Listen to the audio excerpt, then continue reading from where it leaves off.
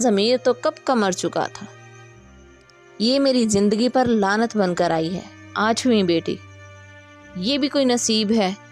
زاہد نے اپنی اندرونی جھنجھلاہٹ کو دباتے ہوئے سوچا۔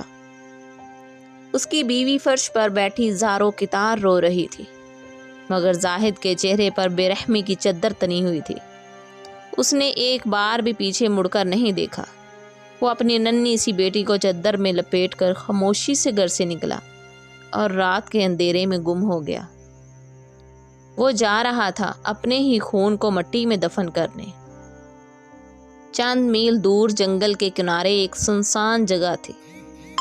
وہاں نہ کوئی دیکھنے والا تھا اور نہ روکنے والا۔ زاہد نے زمین کھودنی شروع کر دی۔ مٹی کا ہر ذرہ اس کے گناہ کا گواہ بن رہا تھا۔ ننھی بچی بے خبر تھی، وہ ابھی دنیا کے دکھوں سے ناآشنا تھی، بس وہی ماں کی گوشت کے لمس کو پہچانتی تھی۔ وہ ننھی جان معصومیت سے اپنے ہاتھ ہلا رہی تھی، جیسے کسی سے رحم کی بھیک مانگ رہی ہو، مگر زاہد کی آنکھوں میں نفرت کی پٹی بندھی ہوئی تھی۔ اس نے بچی کے منہ پر مٹی ڈالنا شروع کر دی، پہلے ایک لوٹ پھر